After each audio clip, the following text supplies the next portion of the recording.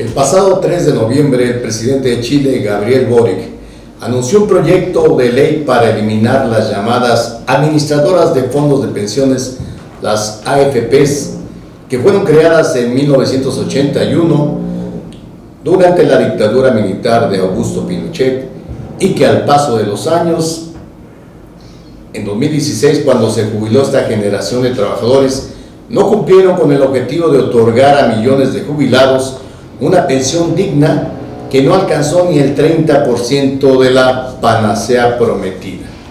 Situación que derivó en una de las causas del estallido social registrado en ese país sudamericano en octubre de 2019, cuando en la agenda de demandas sociales se planteó precisamente un cambio de fondo al por demás injusto sistema pensionario que dejó en la miseria a millones de ancianos y cuyos afectados ya habían empezado a manifestarse en el 2017. Soy su amigo León Montesinos y hoy en el Diván de la Utopía abordaremos este tema que, al decir de algunos expertos, debe ser cambiado de fondo también en México para desactivar una bomba de tiempo que puede estallar en los próximos años por la precariedad que apuntan colocar a las nuevas generaciones de jubilados, las llamadas administradoras de fondos de retiro, las AFORES, que nacieron con la reforma LIMS de 1997 y se consolidaron con los cambios a la ley del ISSSTE del 2007. Y para hablar de este tema tenemos con nosotros al abogado laborista Manuel Fuentes Muñiz, doctor en Derecho de la UNAM y una de las voces más reconocidas en el mundo sindical. También nos acompaña el día de hoy Juan Carlos Hernández Lepe, trabajador jubilado del IMSS y que presentó ya en dos ocasiones, en 2019 y 2020, en la Cámara de Diputados, una iniciativa ciudadana de su autoría y que ha sido apoyada por la Confederación de Jubilados, Pensionados y Adultos Mayores de la República Mexicana, la CONJUPAM, que busca retornar al viejo sistema de pensiones en México. Ambos les agradezco hoy su presencia y ¿te parece, Manuel Fuentes, si empezamos explicándonos del lado jurídico y que le expliques al auditorio en qué consistieron estas reformas de 1997 a la ley del IMSS y del 2007 al ISSSTE? Bueno, realmente fueron esas reformas totalmente radicales en donde solamente quedó el nombre de Seguridad Social, porque finalmente se entregaron los recursos más importantes a empresas financieras, instituciones bancarias para el manejo de sus fondos. Es de tal manera el cambio que el Estado era el que se hacía responsable finalmente de lo que pudieran estar generando los derechos de los trabajadores, y entonces se privatizaron en todos los sentidos las pensiones. Finalmente los descuentos que se hacían en los salarios de los trabajadores finalmente se fueron convirtiendo a un escenario en donde los trabajadores tendrían que estar afrontando eso, pero obviamente pues enfrentados a un tema inflacionario y demás, y además para que estas empresas financieras pudieran hacer un uso, yo diría desmedido, de comisiones las más altas en el mundo que se estaban generando y que finalmente han traído una situación que todavía no ha resuelto el problema en la actualidad. Uno de los temas y cambios importantes en la ley del ISSSTE es que, a diferencia de la ley del Seguro Social, la forma como deben de pagarse las pensiones en general de riesgos de trabajo, de riesgos no profesionales y demás, es con el salario base de cotización. Es el salario cotidiano más las prestaciones, ¿sí? Parte de ellas, porque finalmente hay una parte de la ley del Seguro Social que achica por lo menos un 25% menos en cuanto a lo que es el salario integral. Pero en la ley del ISSSTE el cambio fue radical. Solamente es sobre la base del salario cotidiano, lo que le llaman salario base, lo que se genera para el pago de las pensiones. No se toca ningún elemento adicional como pudiera ser la paga profesional del aguinaldo, vacaciones, otras prestaciones que pudieran representar incluso un 100% más. Entonces, los cambios que se llegaron a hacer en la ley del ISSSTE y que trajeron como consecuencia cientos de miles de amparos, finalmente no procedieron, derivado precisamente de esta reforma tan importante y regresiva para los trabajadores. O sea, no progresaron, Manuel Fuentes, porque se enfrentaron al aparato de Estado. Sí, por supuesto. Lo que podríamos decir es de que cuando se discutió en 1917 la posibilidad de que pudiera haber un apoyo para los trabajadores, ahí lo que ocurrió es de que se responsabilizó a los patrones para que pudieran responder en cuanto al tema de la seguridad social. Eso no funcionó, se dieron cuenta que no era la salida, y en 1929 se crea la fracción 29, en donde se crean 7 seguros con el fin de poder estar respondiendo el Estado a esta situación. Finalmente es en 1943 en cuanto se da este cambio, y bueno, el tema fundamental es de que este tema de la seguridad, basados en eso, realmente significó una privatización porque se cedió la responsabilidad del Estado, que está señalada en la propia Constitución, en el origen de la Ley del Seguro Social, para dotarla a empresas privadas para el manejo de ello. Es un tema, yo diría, muy grave, y yo quisiera decir que el tema de la pensión ha sido una cuestión de donde se ha hecho que la propia crisis, el trabajador la esté anulando. Entonces, bueno, será cuestión de que podamos explicar esa parte, porque te quiero decir de que por lo menos en 2019 aproximadamente unos 16,000 millones de pesos fueron retirados de la CONSAR para que los trabajadores pudieran hacer uso de ello ante una situación de crisis. Lo del COVID. Lo del COVID en 2020 fueron alrededor de 20,000 millones de pesos los que pudieron estar retirando a los trabajadores, y en una proporción similar también en 2021. Obviamente este es un tema bastante grave porque imagínate la circunstancia de que los trabajadores solamente pueden retirar el equivalente más o menos a unos 10,000, 11,000 pesos. Esta generación de retiros, más o menos un promedio de 1.400.000 personas retiraron ese tipo de cuestiones. Entonces, cuando estamos hablando del tema de la pensión y el trabajador está cotizando y demás, la misma crisis está destruyendo el tema de las pensiones, porque cuando un trabajador retira, dice yo quiero retirar el equivalente a 3 años, y entonces le dicen solamente puedes retirar 12,000 pesos, y entonces él piensa que ya, dice, pues 750 semanas, pero derivado de eso se comió 100 cotizaciones, y entonces tiene que estar otra vez cotizando en este tema, y entonces pareciera como que el modelo está hecho para destruir responsabilidades hacia los, para beneficiar en todo caso a las financiadoras o demás, pero no a los trabajadores. Pero, ¿qué te parece, Manuel Fuentes y Juan Carlos Hernández, si ubicamos un poco a los jóvenes, esos jóvenes que están entrando a una Afore y no saben ni de qué se trata una Afore? Porque se habla de que este modelo que en 97 adoptó el gobierno de Ernesto Zedillo era una calca del que se estableció en el 81 la dictadura militar de Augusto Pinochet. Es cierto, esto era lo mismo, de ahí tomaron las bases. Totalmente, sí. Finalmente, en ese sentido, el modelo chileno se fue importando, pero lo curioso es de que el modelo chileno fue cambiando, un modelo más o menos mixto, no de una manera tan radical, pero en México nos quedamos con el modelo anterior, el más primitivo que se pudiera dar, y entonces pues finalmente ha sido ese un fracaso. Varios países que adoptaron primero este modelo han ido cambiando a modelos mixtos o a la recuperación de que el Estado finalmente pueda estar asumiendo este tipo de responsabilidades. Pero curiosamente el modelo que no ha cambiado, fundamentalmente, si yo digo, ha sido regresivo, porque precisamente cuando el 17 de diciembre de 2020 se emite esta reforma a la Ley del Seguro Social, el golpe más importante que se ha dado a los trabajadores de más de 100 años ha sido que sus pensiones se lleguen a pagar en UMAS. Esto estaba establecido anteriormente, dijéramos, en una práctica que se daba, yo diría, leonina, pero que con la iniciativa presidencial se legitimó eso. Y después lo que ocurrió en la segunda sala, en febrero de 2021, en donde se legitimó para los trabajadores al servicio del Estado que también el pago de las jubilaciones tendría que ser equivalente al pago de UMAS. No, entonces, y le pusieron un tope, Manuel Fuentes, Juan Carlos, un tope de 10 UMAS. Le quiero comentar al auditorio que hace unos días el Sindicato de Trabajadores de la Educación se reunió con la jefa de gobierno, Claudia Sheinbaum, en un evento público, y le hicieron patente la petición de que si llega presidenta, pues que cambie esto, porque ellos piden que por lo menos sean 25 un más el tope y no 10, ¿no?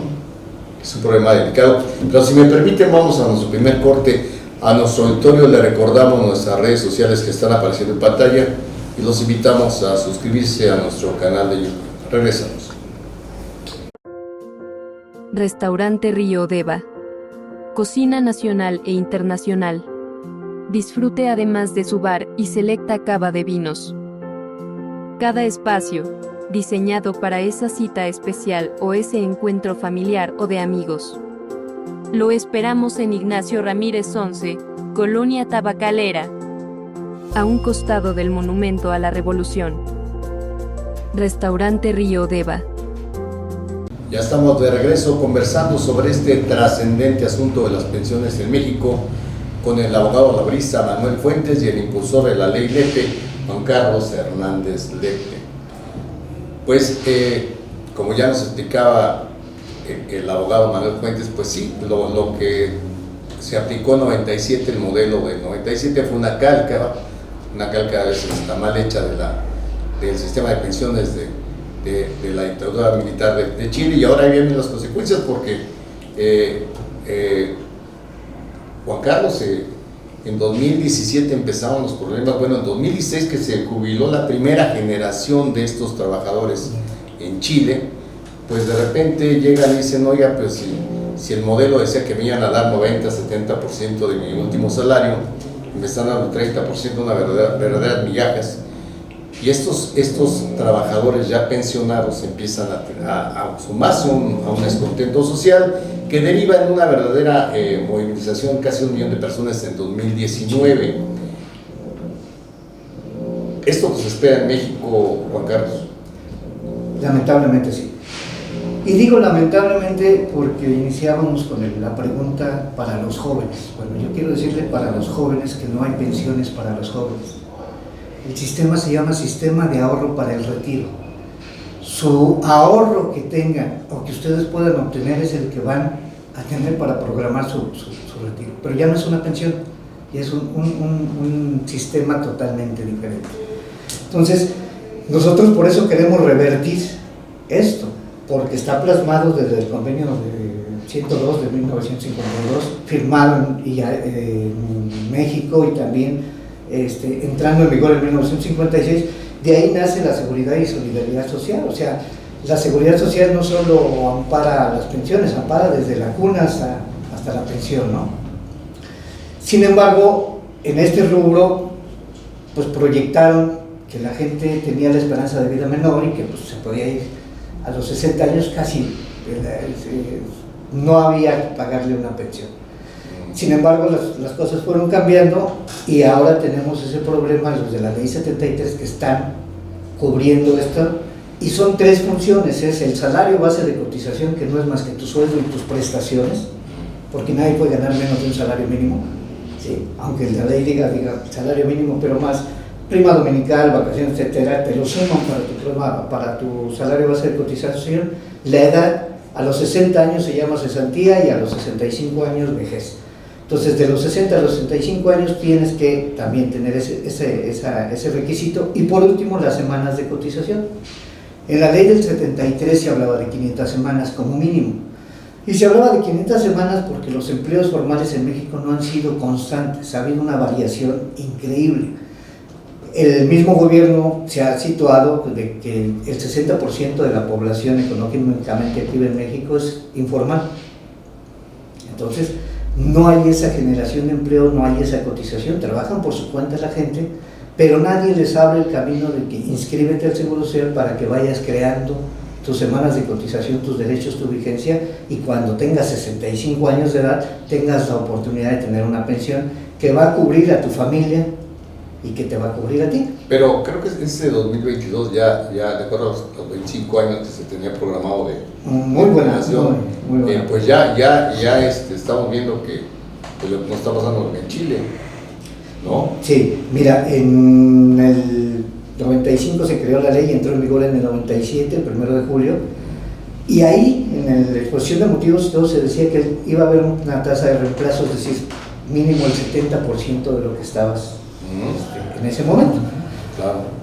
Se pedían 1.250, que era el equivalente que se cumplía la fecha fatal en el 2021. En julio del 2021, la primera generación de Afores iba a salir.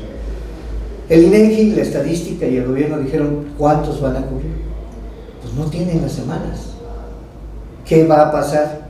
Que la gente nos va a exigir su dinero, porque como tienes una negativa de pensión, entonces lo que vas es a pedir el retiro de tus recursos. Obviamente no le conviene al gobierno, porque les mencionaba yo en alguna ocasión que de estos fondos, que son casi 6 billones de pesos los que hay en las Afores, que representan... La COSAR dice que son 5. Ponlo, déjalo en 5, son el 15% del Producto Interno Bruto. Pues, sí. Y de pensiones, sumando a un programa, pues, no te gastas más de 1 billón. Entonces... Si me permites, es 1 billón, escuchemos bien que es 1 billón. Un billón es 1 millón. De millones. Es correcto. Entonces, recursos sí hay. ¿Quién los maneja? Pues las Afores.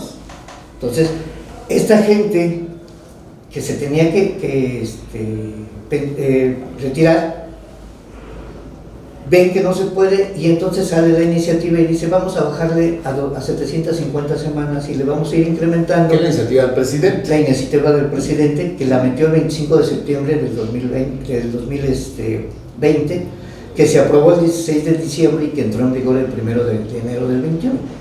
Entonces, con esto subsanaron y que tuvieran 750 semanas y la edad, y entonces, vamos. Entonces, la gente dijo, me quitaron un requisito, pues cualquiera dice, me apunto. ¿Qué sucede con la pandemia? Como decía el licenciado atinadamente, la gente se queda sin empleo, se queda atrás, y entonces va y pide un apoyo y le restan semanas, entonces le va a costar un poquito más de trabajo. ¿Cuál es el objetivo también? Que de aquí al 2031 se quede en 1000 semanas con esta nueva ley, que el tope sea 1000 semanas, ¿sí? Entonces, esas 1000 semanas más la edad, más la cotización. Hasta ahí, yo les decía hace ratito a unos amigos, es la zanahoria. Pero la verdad es que se legalizó las sumas. La ley del Seguro Social no había modificado en su artículo el salario base de cotización, porque decía salario más prestaciones. Y eso es lo que integra el 6.5 que se tiene que aportar a la seguridad social. Ahora prometen que va a aumentar un punto porcentual también de 6.5 en adelante a cargo del patrón. Nada más que sucede que ya lo catalogan en UMAS. ¿Qué otro beneficio tiene el gobierno? Anteriormente, por la forma tripartita que trabaja el Seguro Social, es la aportación del trabajador, la aportación del patrón y la aportación cuota social que está obligado el gobierno. O sea que el establecimiento de las sumas es un robo a las prestaciones del trabajador. Es correcto. Así es. Y entonces, ahora en esta nueva ley dice, después de 4 UMAS, ya no paga el gobierno la cuota social. Entonces, ya cuando uno empieza a analizar la nueva ley, pues no funciona. Por eso hay por ahí un amparo que tenemos, apoyado con la nueva Central de Trabajadores, que va caminando, porque incluso se está afectando constitucionalmente los derechos humanos y las garantías y los derechos adquiridos. Entonces, no solo es la Ley Federal del Trabajo, no solo es la Ley del Seguro Social, también es la Constitución, por eso está en la Suprema Corte. Pero eso, Manuel Fuentes, le pega también, yo creo que le pega sobre todo a los trabajadores burocráticos, ¿no? Lo de las sumas. Sí, desgraciadamente, realmente hubo un tema, un doble juego, una coincidencia que no puede ser coincidencia, porque finalmente fue desde la propia Secretaría de Hacienda la que impulsó estos cambios. Pareciera que la hechura no fue hecha por abogados sociales, sino por financieros, para ver cómo le quitaban. Es como los zapateros que cuando cortan para acá, nada más, en su beneficio. Y obviamente pues ahí hubo una repercusión directa para los trabajadores burocráticos, y de una manera muy grave, porque finalmente fue la segunda sala de la Suprema Corte de Justicia la que tiró una jurisprudencia en donde se establecía que el pago de UMAS era inconstitucional, derivado que el espíritu de la reforma que se dio en el artículo 123 fracción séptima, era precisamente de que era proteger el salario. La UMA está considerada para pagar sanciones, multas y demás.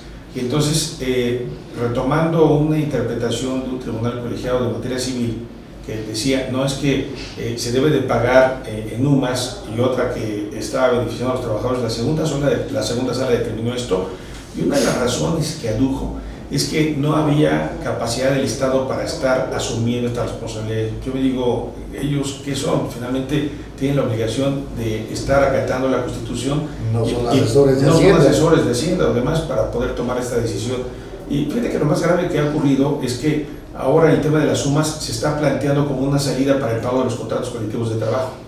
Conozco lugares, como es el caso Nacional Montepiedad o otros, en Servicio Postal Mexicano y otros más, en donde están planteando decir, bueno, mira, ahora no te podemos pagar en salario las prestaciones, sino pueden ser en UMAS. Entonces, es un fenómeno, es como un cáncer que se está metiendo en el tema laboral y habrá que detenerlo, porque finalmente los trabajadores no deben de permitir que ese tipo de pago se pueda dar.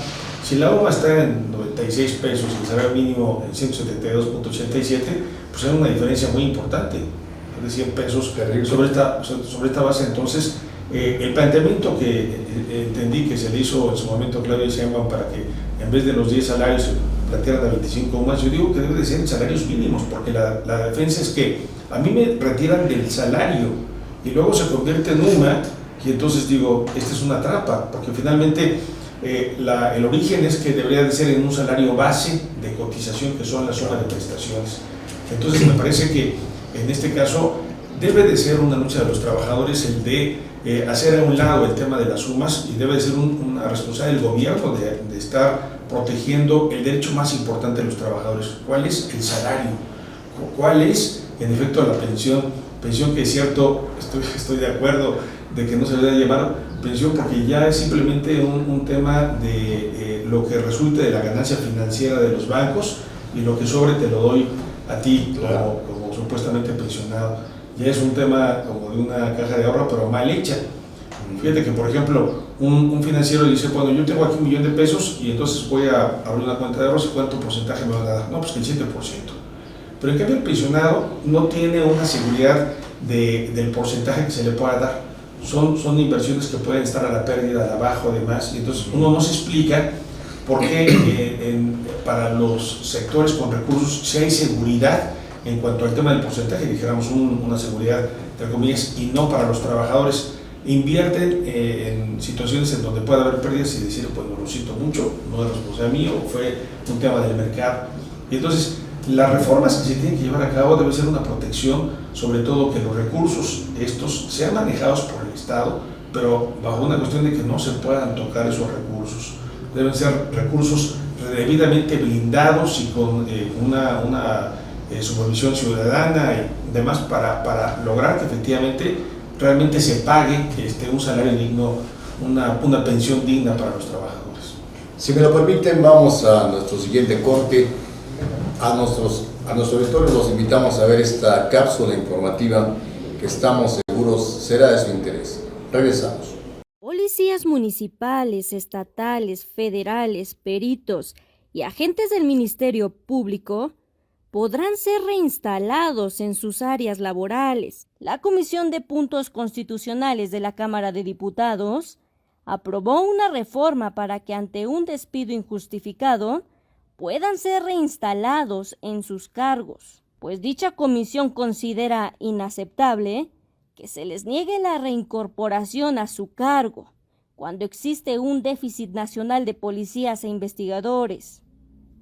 Con esta modificación al artículo 123 de la Constitución, la diputada Cintia López Castro indicó que se trata de servidores públicos que no solo sufren el acoso del crimen, sino también de la autoridad, al estar desposeídos de su derecho laboral de ser reinstalados en caso de ser despedidos injustificadamente. Ya estamos de regreso conversando con el abogado laborista Manuel Fuentes y con Juan Carlos Hernández Lepe, autor de la ley Lepe, sobre el oscuro panorama que se avecina en México con el tema de las pensiones.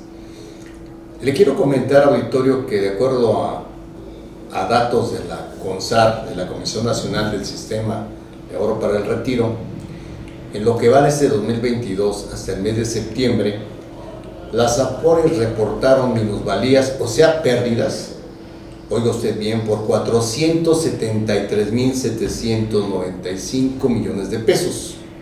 Tan solo en agosto se esfumaron de los ahorros de los trabajadores 71,000 millones. Diputados federales de la 62 legislatura, hace una década, hicieron una estimación de las pérdidas registradas por estas AFORES desde su nacimiento de 1995 hasta octubre de 2012, y estas ascendían a 803,000 millones de pesos.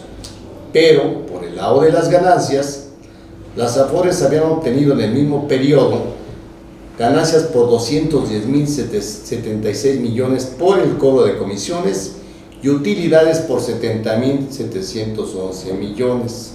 En números redondos se llevaron a la bolsa 287,787 millones de pesos.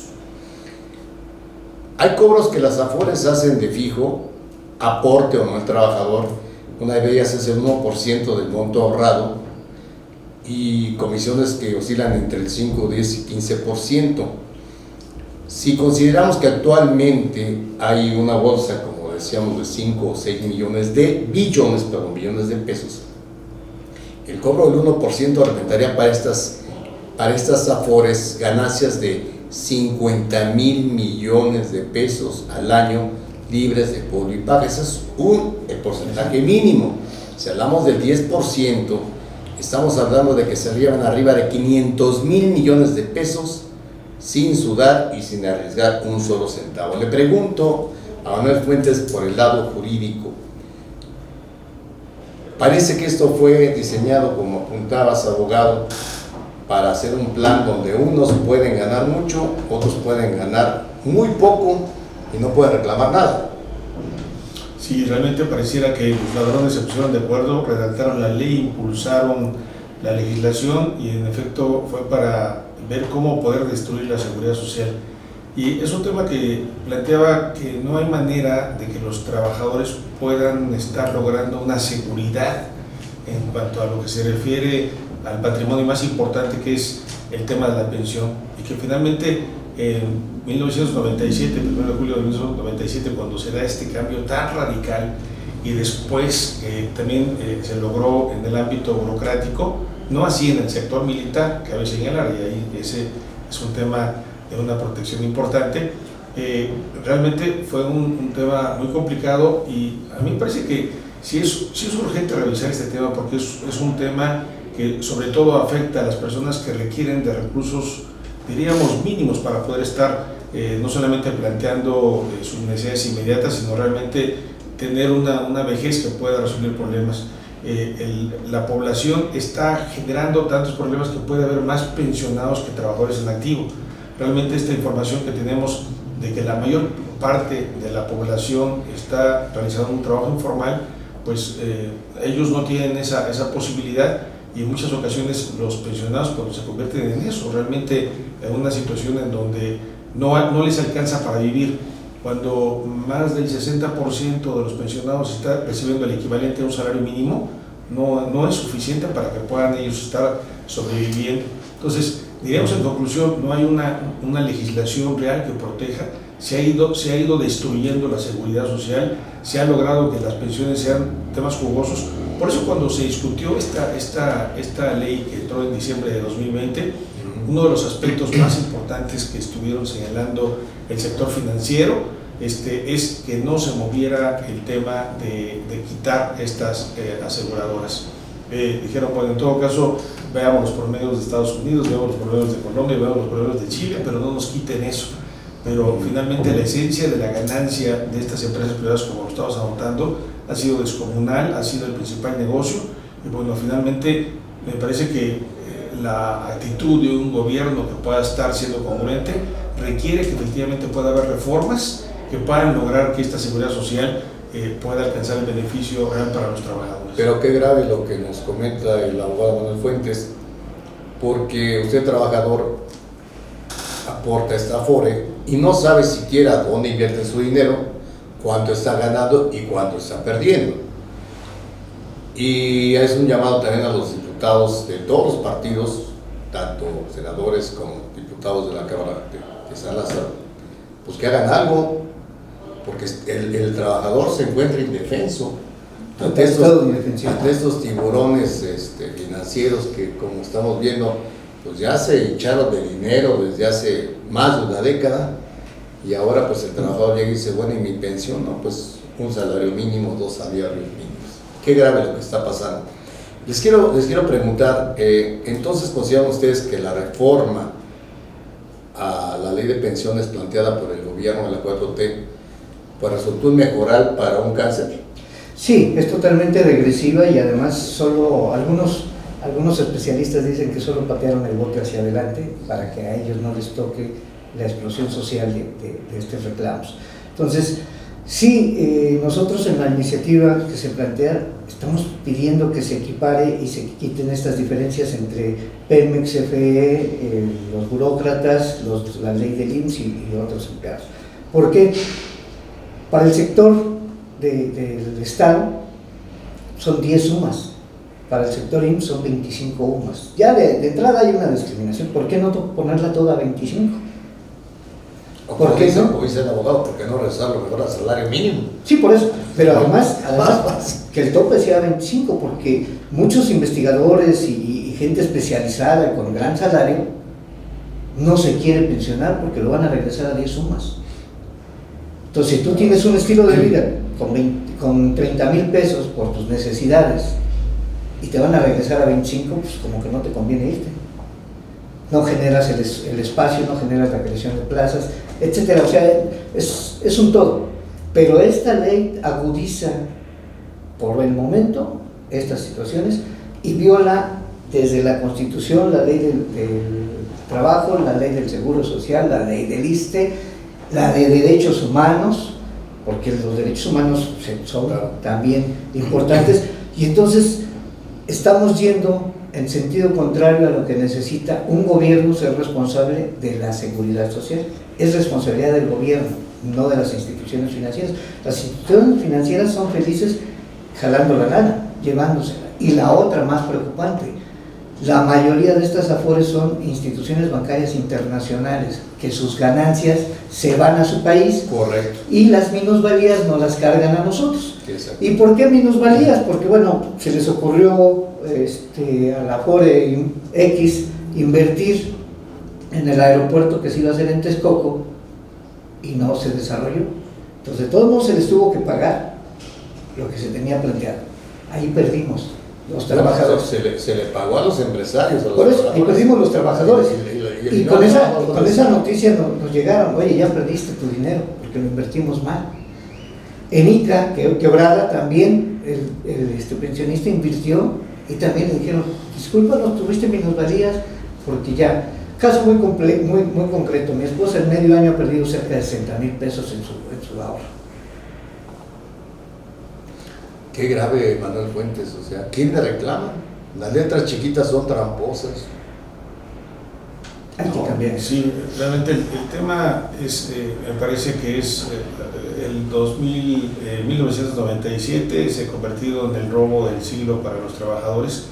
Este esfuerzo que hizo esta generación cuando se creó el 123 constitucional y pensaba en el sector, el factor familia, cuando redactaron esta definición del salario que debe ser suficiente para satisfacer las necesidades de un padre de familia, es decir, un salario suficiente para, ustedes saben de que las familias antes de 5, 7, 8, 10 hijos, con un salario el padre de familia podía enfrentar todo el ámbito social, cultural, económico.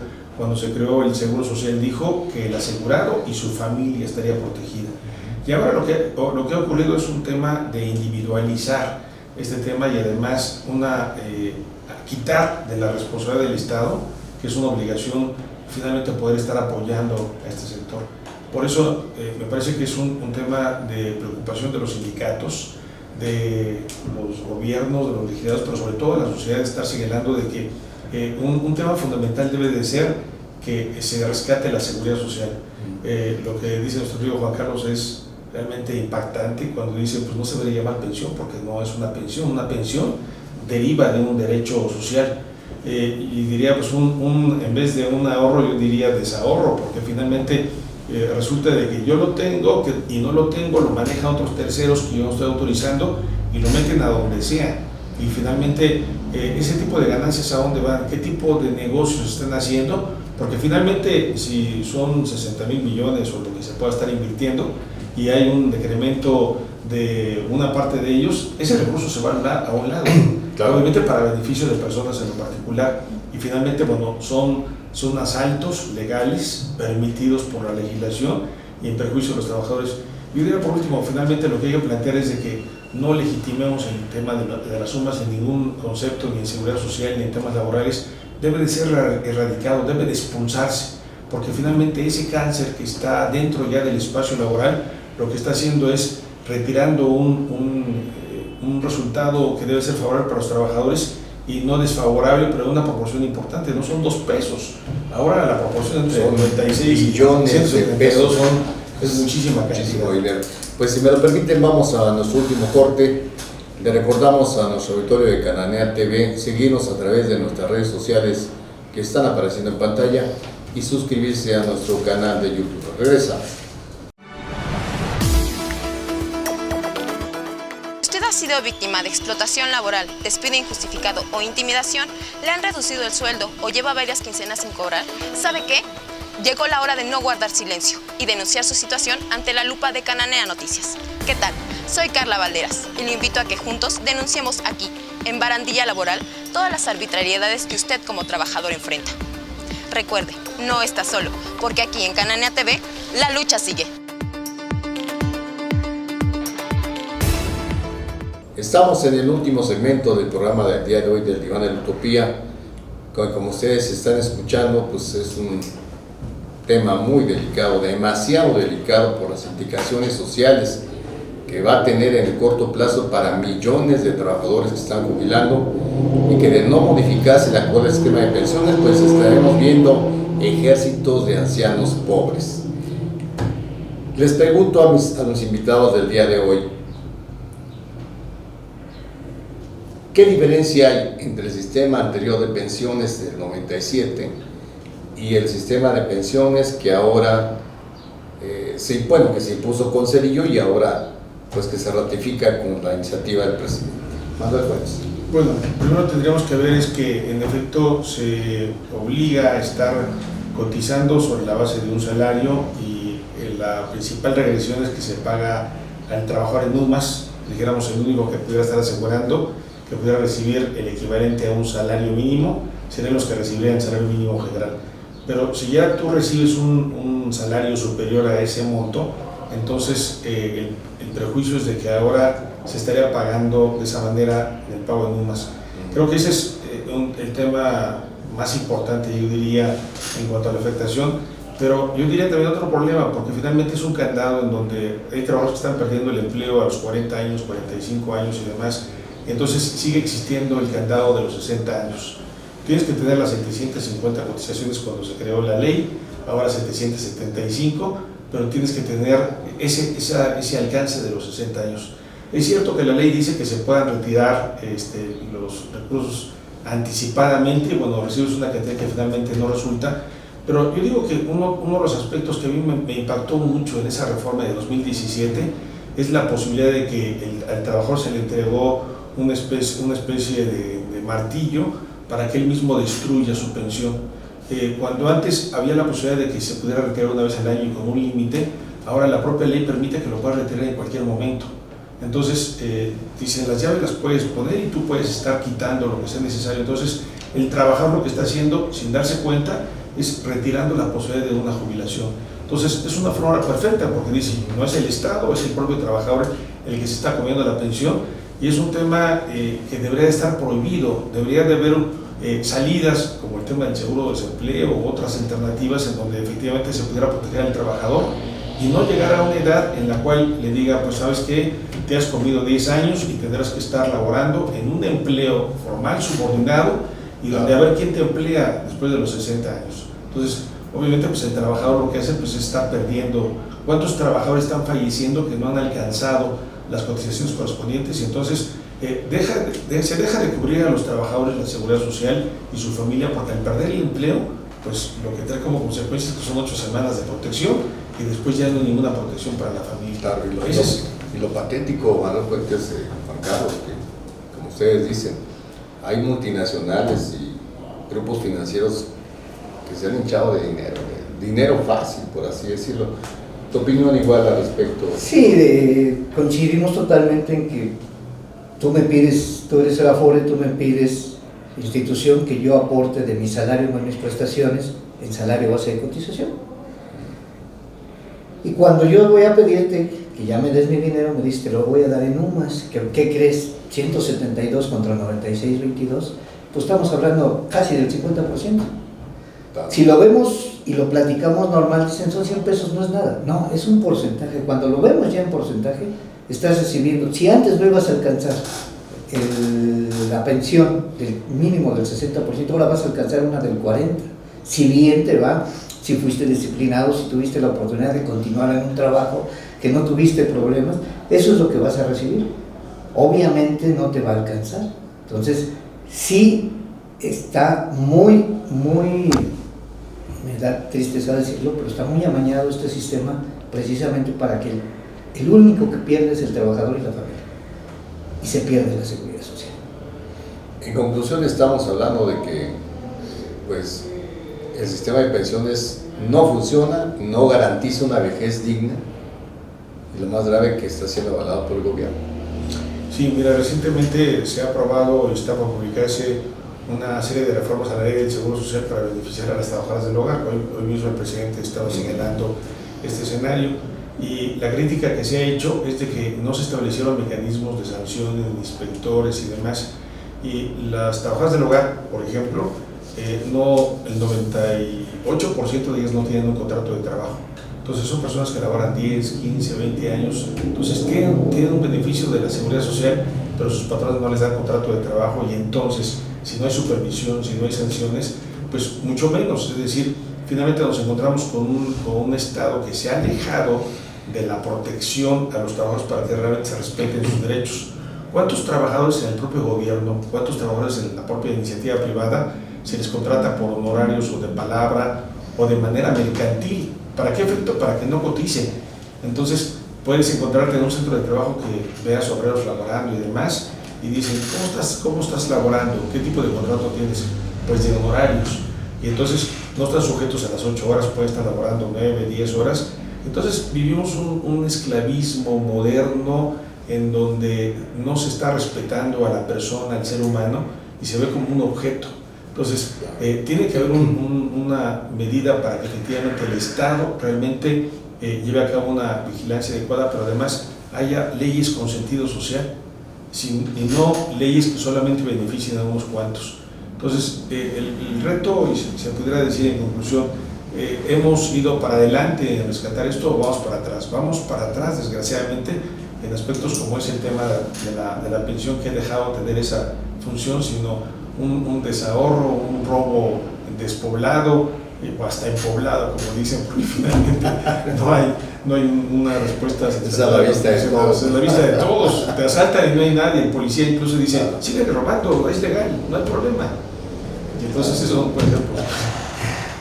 Juan Carlos Hernández, brevemente, ¿en qué consiste tu ley que está ahorita atorada ya en el Congreso de la Unión?